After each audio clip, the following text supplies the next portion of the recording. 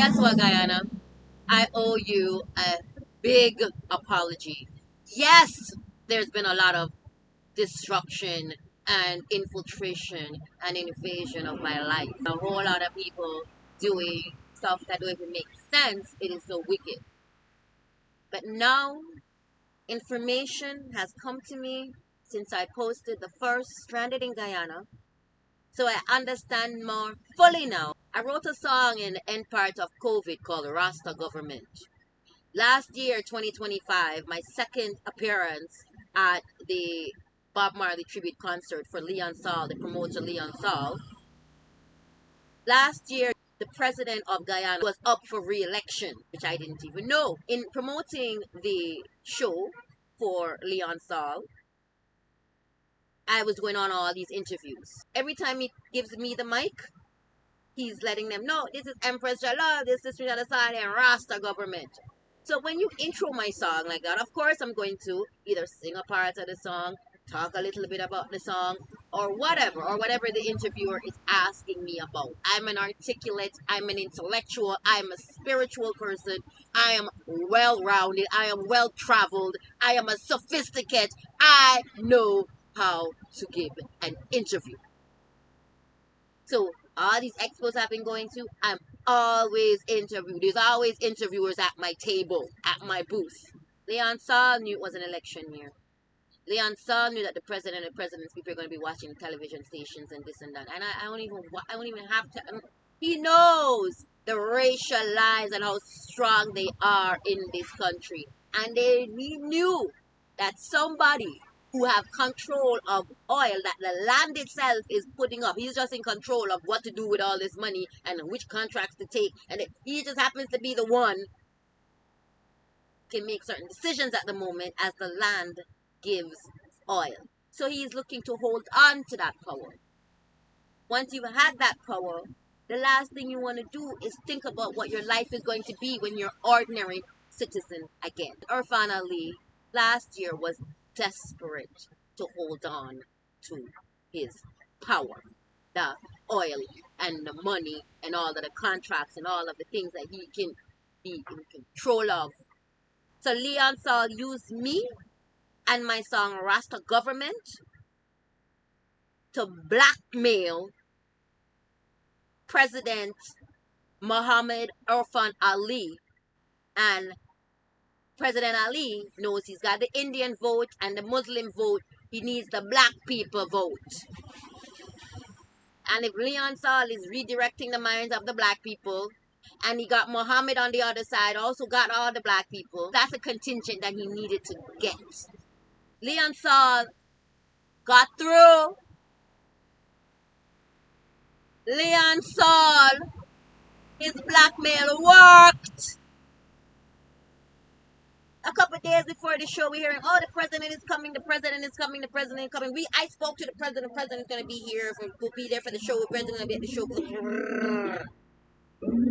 Wonderful. No president, not on the show. But guess what? The president decided he's going to call Leon into his office. So after the show in the WhatsApp group, we're hearing that Leon is going to the president's office, going to the president's office. The president get to come, but he's going into the president's office. He's being called into the president. He's walking into the president's office. Right? So he set me as the scapegoat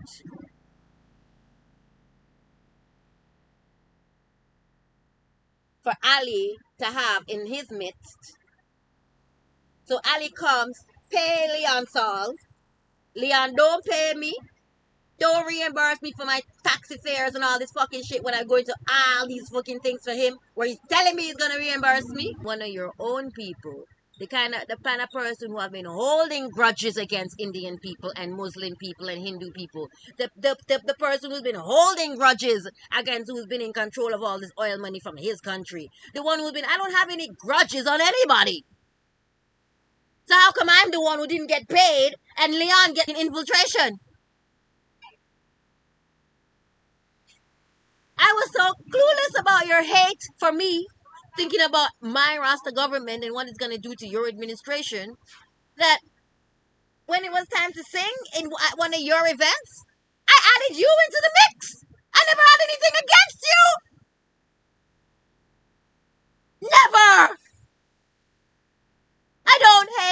Indian people or Indian culture.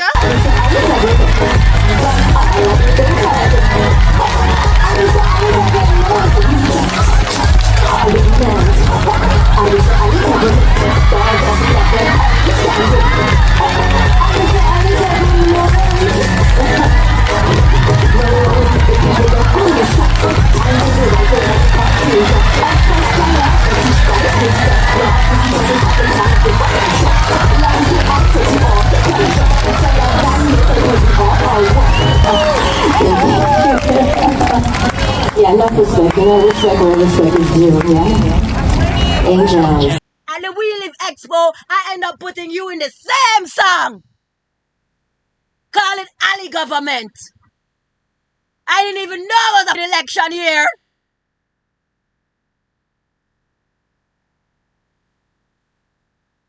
It's when all the ministry people coming up to me, getting information, I start getting news that this is an election year. You went and used shake it to the max. Good. You're thing that. You're using me.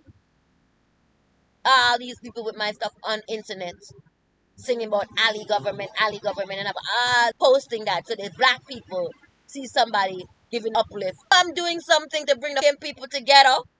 That's who I am. I'm a humanitarian.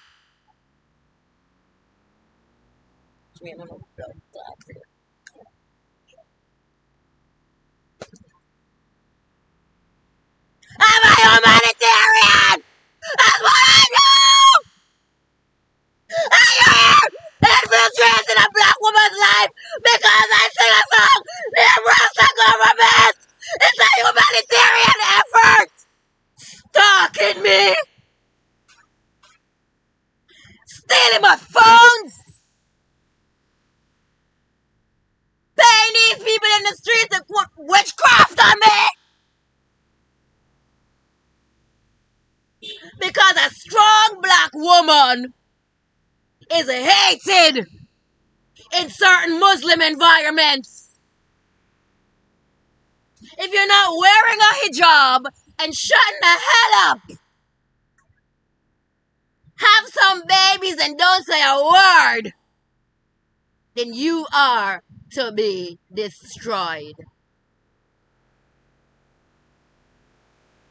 It seems I'm not wearing a hijab. Infiltrate my life! Mr. Ali! Irfan Ali! I heard that!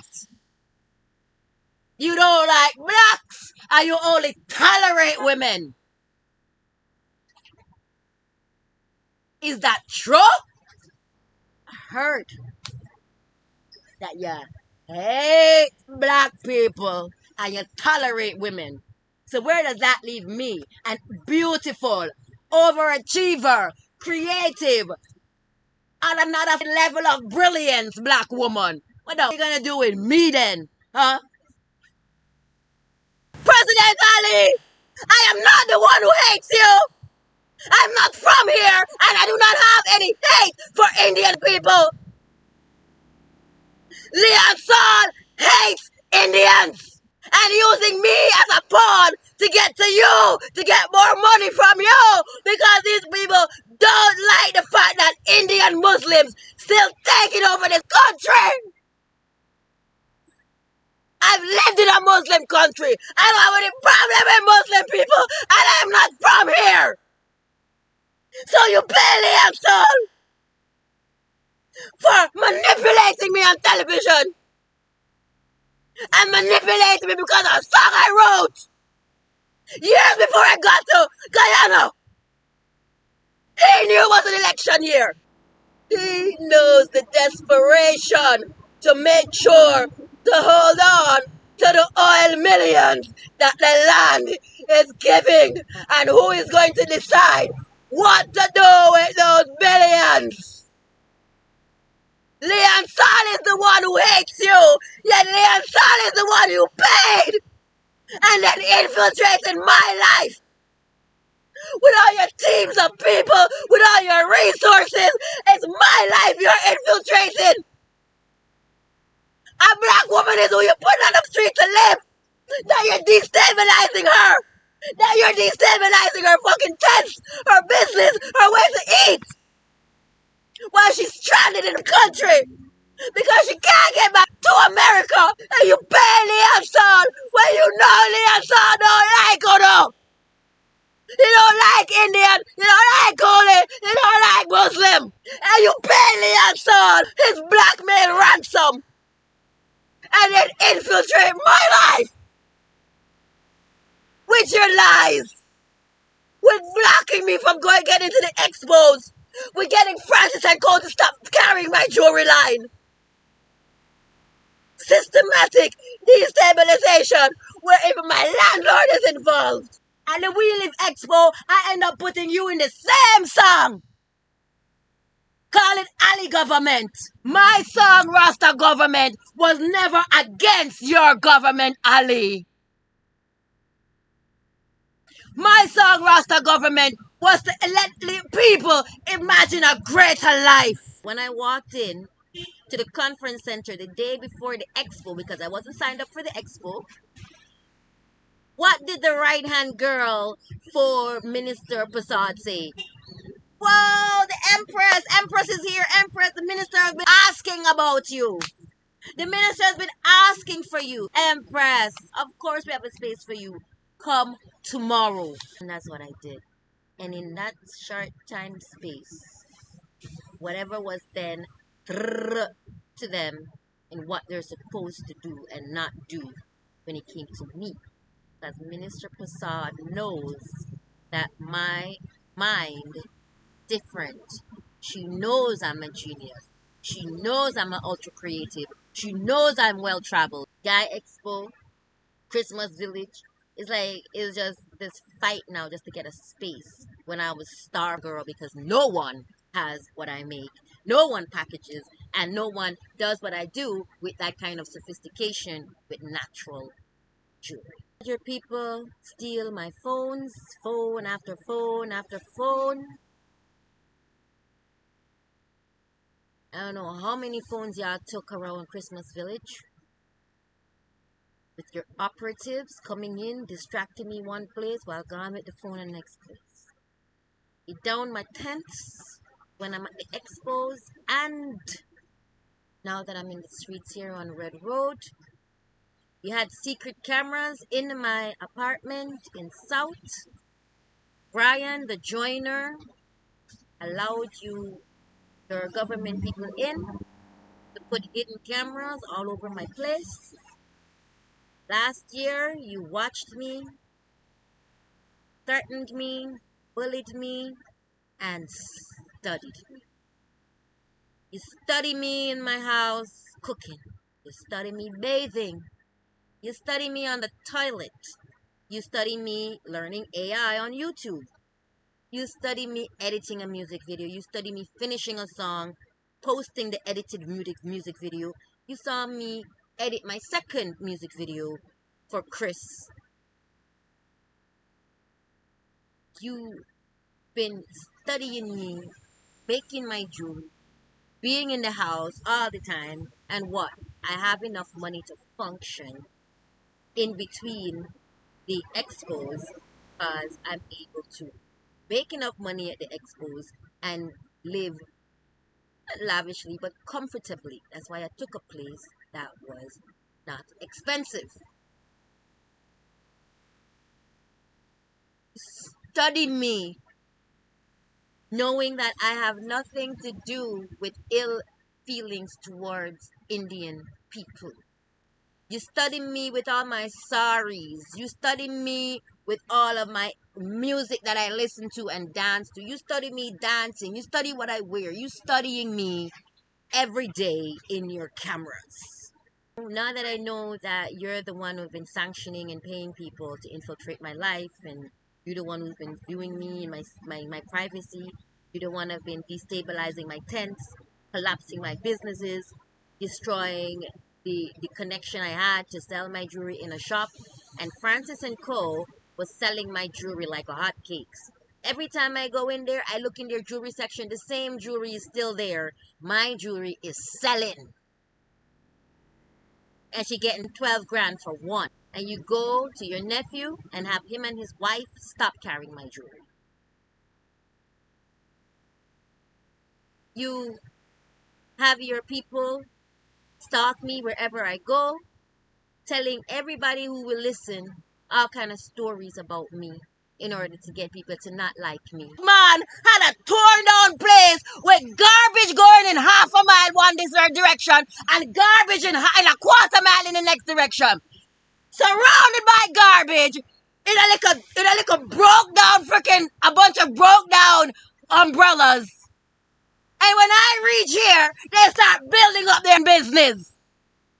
That's what I do. I inspire people to get better. To be better than they fucking were. That's what I do. I inspire greatness.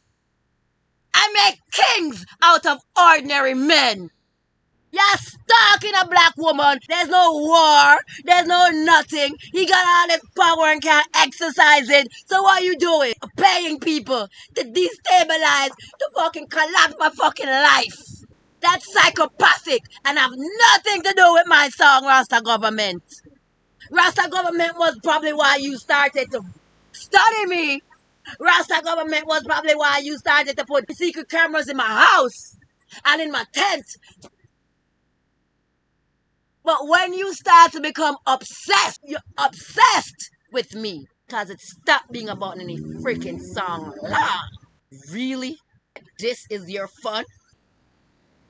I put up my thing, stranded in Guyana. And you made sure that over 50,000 Guyanese people watch that shit. Over 50,000 views because you decide to get your people to share it on all the local news networks. Instead of giving me real space for my business. And all this time, I'm blaming the people, not realizing that is the president. Look how much money the land is just pouring into your hands. The land is just pouring money into your hands. And this is how you treating people? You're getting blessed in direction you look. And you still have time for this kind of evil? And viewing thing on your frying cameras? And at the same time, destabilizing me, trying to make sure that I can buy a piece of bread. That's what you depend. You find somebody who not connected to nobody here, so you get to exercise your sadomasochistic, psychopathic, sociopathic, because this is sadomasochistic, sociopathic. Applying as much screen to somebody's life, filming it and watching it away in brotherhood. And getting these, when the hell in my life, I'm an educated, well-traveled, what I'm competing with somebody who's selling bananas on the street.